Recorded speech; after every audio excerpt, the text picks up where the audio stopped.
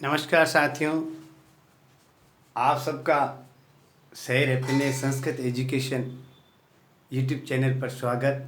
हमारे सभी साथियों की बेहद मांग पर हम आपके लिए हिंदी, संस्कृत और इंग्लिश की ग्रामर शुरू कर रहे हैं। तो जिन साथियों को हिंदी, इंग्लिश और संस्कृत की ग्रामर पढ़नी है वो ये वीडियो अवश्य देखें और ज़्यादा से ज़्यादा बच्चों के लिए शेयर करें।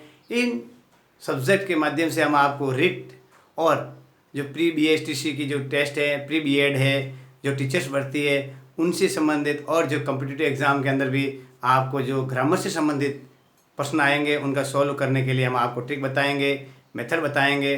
तो साथियों, आज हम पढ़ते हैं कारक। कारक क्या है?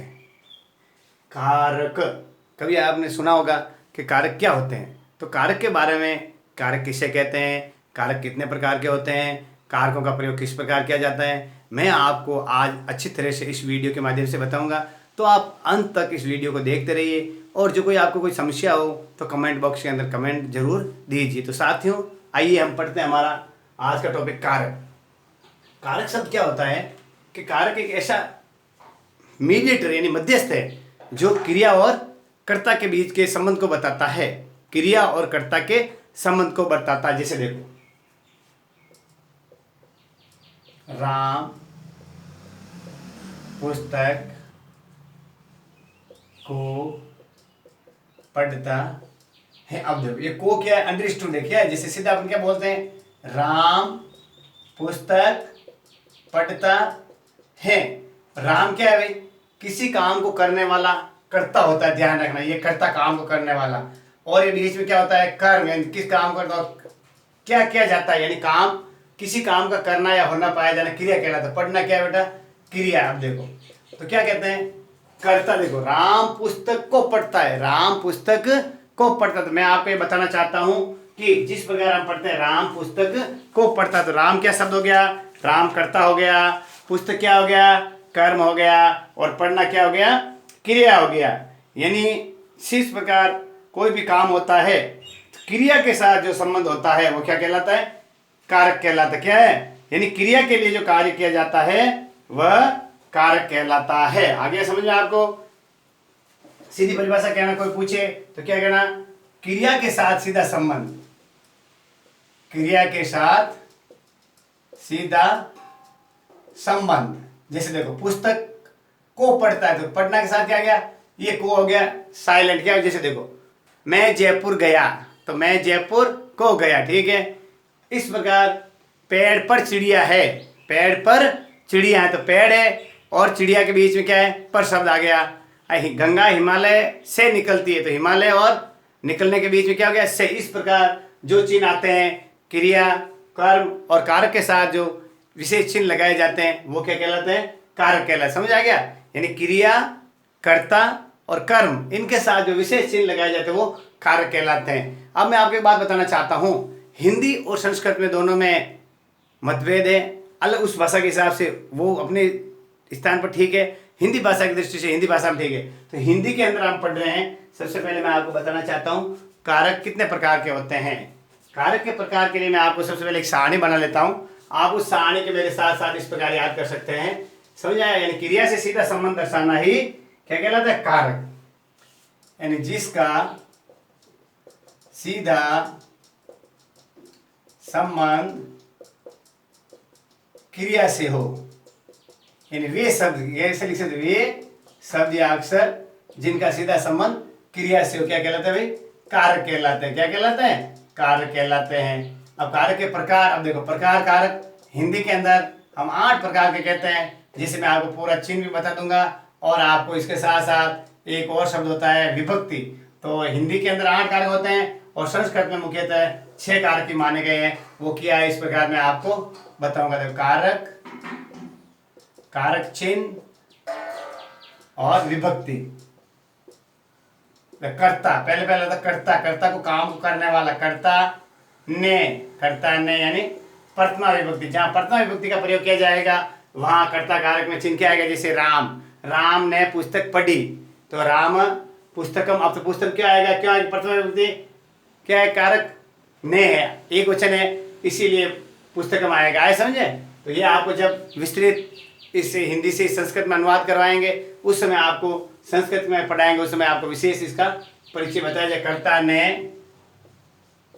कर्म को द्वितीया, कर्ता ने प्रथमा, कर्म को द्वितीया, करण से तृतीया, संप्रदान के लिए चतुर्थी, अपादान से अलग पंचमी,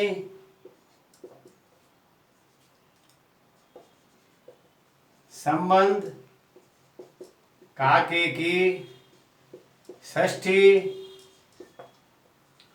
अधिकरण में पेपर सप्तमी,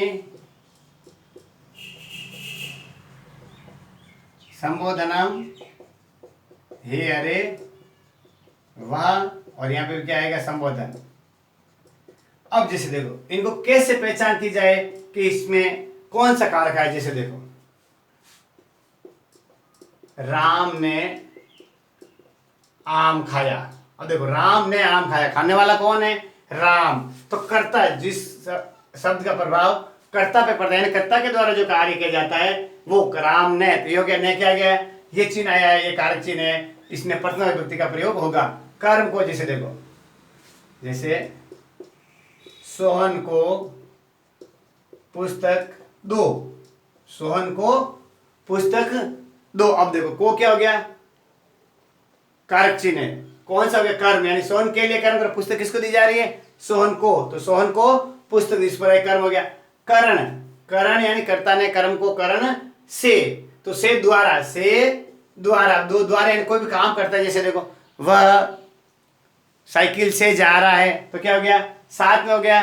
वह सेव से काट, सेव से जूस बनाता है, आए समझे? वह चाकू से सेव काटता है। इस प्रकार जो हम पढ़ेंगे वो करण कारक पढ़ेंगे।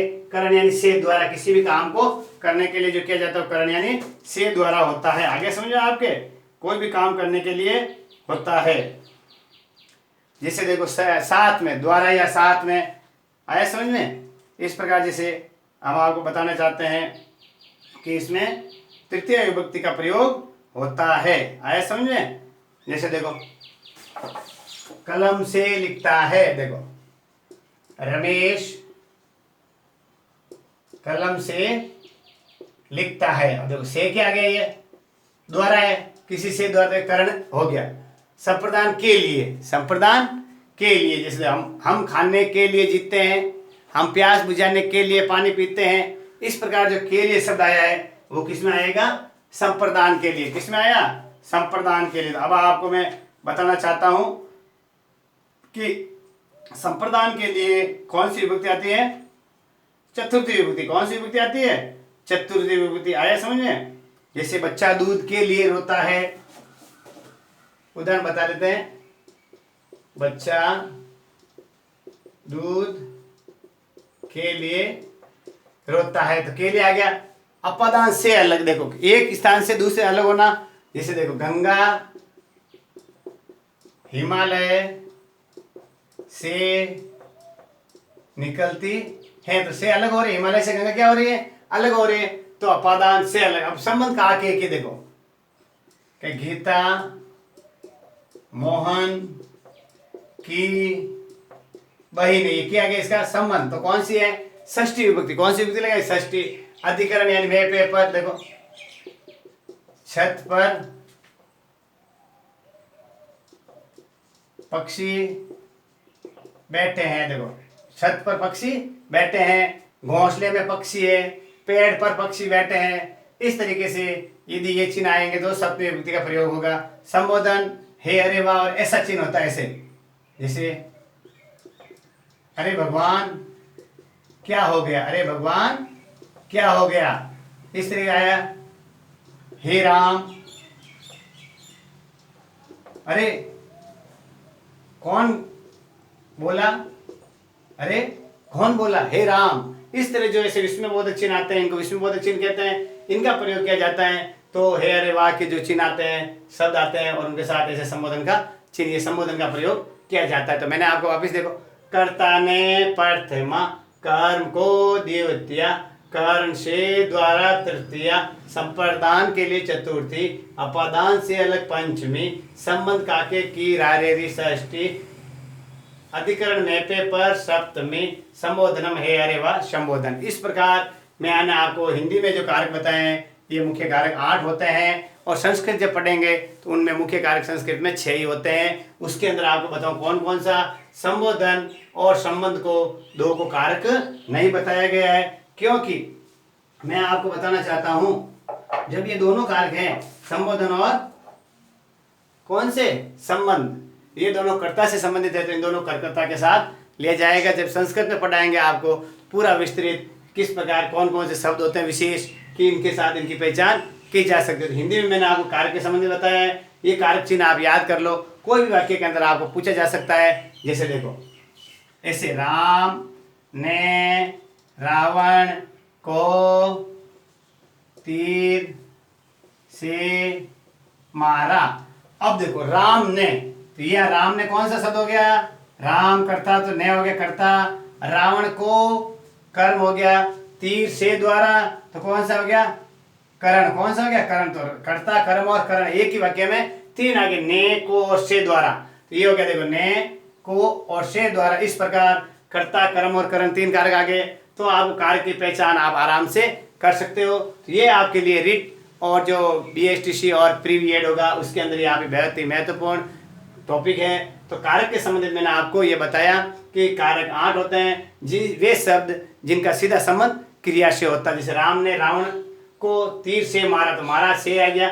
इस प्रकार जैसे सोन जयपुर गया, तो जयपुर को गया, तो जयपुर की तरफ को गया, तो कौन सा गया, कर्म कारक। सीताफल काटती है, तो काटती है, काटती है, फल को काटती है। अब सीता चाकू से फल काटती है, तो चाकू से कौन सा हो गया, से द्वारा करण तृतीया। इस प्रकार आप आराम से ये सब चिन्ह याद कर लेना, और जो मैंने विभक्तियां बताई इस प्रकार की विभक्ति भी आप साथ साथ देख लेना। कर्ता ने प्रथमा के साथ, कर्म को द्वितीय के साथ, करण से द्वारा तृतीय, संप्रदान के लिए चतुर्थी, अपादान से अलग पंचमी, संबंध काके की षष्ठी, अधिकरण में पेपर सप्तमी, और संबोधन है अरे वाह संबोधन। इस प्रकार ये आपको मैंने कारक चिन्हों के बारे में बताया। अगले टॉपिक के अंदर आपके लिए बहुत ही अगला रोचक टॉपिक लाया जाएगा। नमस्कार साथियों।